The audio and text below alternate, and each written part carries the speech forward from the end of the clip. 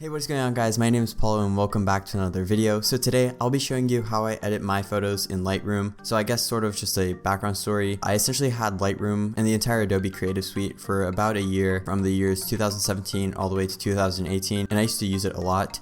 And recently I just repurchased it again, and it's been a while since I've edited photos through Lightroom specifically, consistently I guess, but I'm getting there, so I'm still sort of remembering all the different features and that sort of thing. But I think that I have improved over the last few days, and I just really wanted to show you guys how I edit my pictures. I usually use either Lightroom Classic to edit my pictures or Visco. I know, pretty basic, but sometimes I use Visco if I just want that fast edit and I just want to do it on my phone really quickly. Then I usually just use Visco sometimes, depending on what I want. Also, in terms of the camera that I'm taking these photos on, I mainly just use my iPhone 8 Plus for my photos or my Canon G7X Mark II.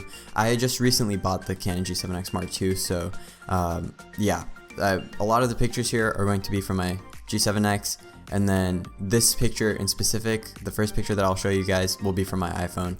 This is a picture that I took with my iPhone. You can see that the image looks pretty sharp, so it's really impressive how phone cameras are evolving so quickly and so well. So the first thing that I usually like to do is play around with the temperature. Maybe I could make it a little bit warmer, so I'll just add +4, I would say. It looks good.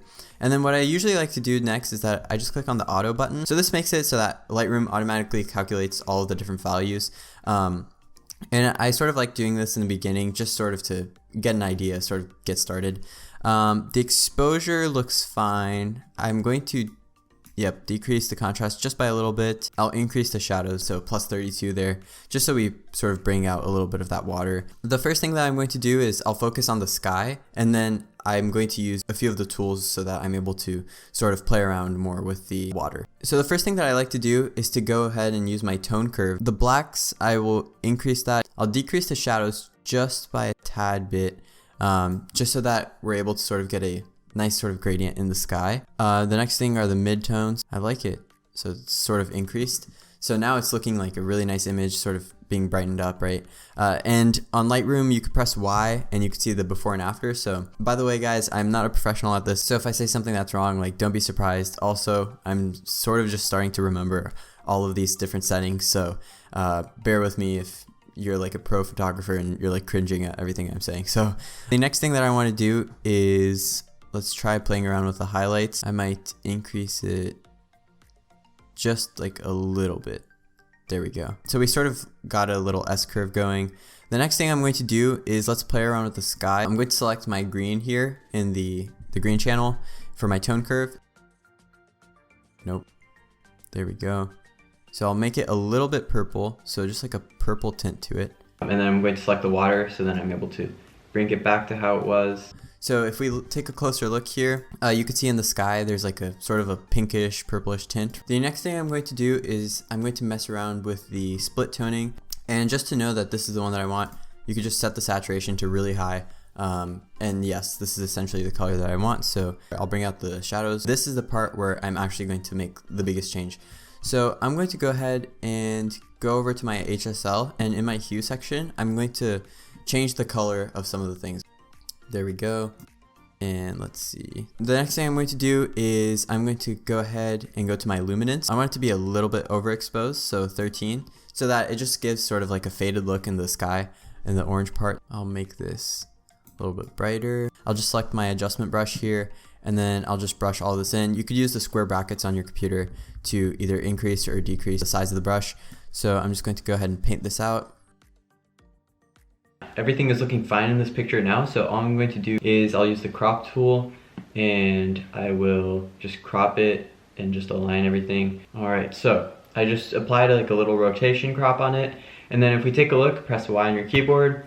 If we take a look here, there's a pretty significant before and after. The after, you can see how we sort of changed the color of the sky. It looks a little bit nicer now. I also made the oranges a little bit more orange and I faded it out a little, and then I also made the water a little bit more exposed, a little bit brighter. So yeah, let's go ahead and edit another picture. So recently I went on a road trip to Idaho, so this is one of the pictures that I took when I was on the road trip. When I took it, I wasn't shooting in RAW, so I have to remember to change the settings on my camera so I can shoot in RAW. because it gives you a little bit more freedom when it comes to the editing. You can see that the highlights here, or the sky, is pretty blown out, and it's probably going to be pretty hard to recover that, but I'll do my best. So I'm going to go ahead and let's see if I want to change the white balance. This was taken on my G7X, by the way, and Canon colors are usually good, but just for the vibe of this picture, I'm going to increase my warmth. Now it just feels sort of more lively. There we go. So I'm going to press auto, and there you can see it sort of brought up the shadows, right, from the foreground.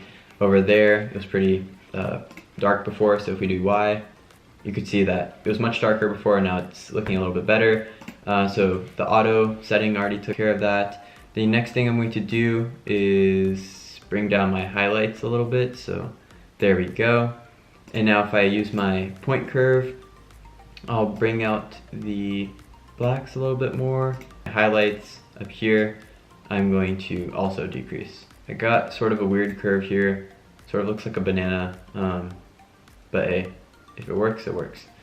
So I don't think I'm going to change any of the specific channels for the colors. What I'm going to do now is I'm going to already go ahead and start split toning. I'm just going to go ahead and go for the orange and teal look again. I know this is a very basic look, but I don't know, I just really like it, so I'm going to go ahead and do that. And then the next thing I'm going to do, I'm going to play around with my hue. And then for the oranges, I'm going to take a look here. The thing that you want to pay attention for usually, or at least what I like to pay attention for, is that, say that I'm going for changing this, right? For example, if I drag this all the way down, you can see that since it's so blown out, you can see that it doesn't really make much of a difference. But the problem is that it affected these signs here on the road. And now, I mean, it just looks sort of weird, right? So probably the best thing to do in this case is I'll just reset this back to 0. I'm going to select this, and it's probably going to be around yellow. So I'm going to go ahead and do that. So if I change the yellow, you can see now that looks a little bit better. I'm just making sure that everything else looks fine. So everything looks like decently natural, so like the grass and that sort of thing, especially since it was like a dry area. And then last but not least, I'm going to play around with the luminance. I could also play around with the saturation if I want to, so if I wanted to make the blue like less noticeable, I could just drag it all the way down, or if I wanted to drag it up, then I could do that too. I kind of dig this look where I'm increasing the saturation for the blue, so I think I'm going to leave it like that. And now if I press Y, let's take a look. There we go. You can see that the before and after is pretty significant. The before was sort of just the sky. It was a little bit more blown out. Over here, we were able to recover some of the clouds, and then we sort of brightened up the image in general by turning up the shadows, played around with the split toning and the different hues along with the different colors, right? You can see that the colors are drastically different on both of these. And just as a finishing touch, I guess I could also add a little bit to my exposure, and that just sort of brightens up the image a little more. I feel like this edited version really captures the moment much better, sort of like how I remembered, because if I take a look here at the before, it was sort of, it seems like a cold image, and where I was, it was like pretty warm. So yeah guys, that is essentially how I edit my images in Lightroom. I will be making more videos like these in the future once I start using my camera a little bit more, once I start taking more pictures. This was sort of just showing you how I edited my like nature pictures, but the same process goes for all of my other pictures, whether those are portraits or any other type of pictures. So yeah. I also have some presets that I was working on a few years ago, and also I have some presets here by Steven Van, so those are pretty cool. I'm probably going to check out some other presets, so leave a comment down below on what preset you think I should check out. So yeah, thank you so much for watching. Please share this video, drop a like, comment, and please make sure to subscribe to the channel. I'm going to be uploading more content soon, so I hope you enjoyed this video. Let me know if you have any questions down below on how to edit or what your favorite editing style is. So yeah, thank you so much for watching, and I'll see you guys in the next video. Bye.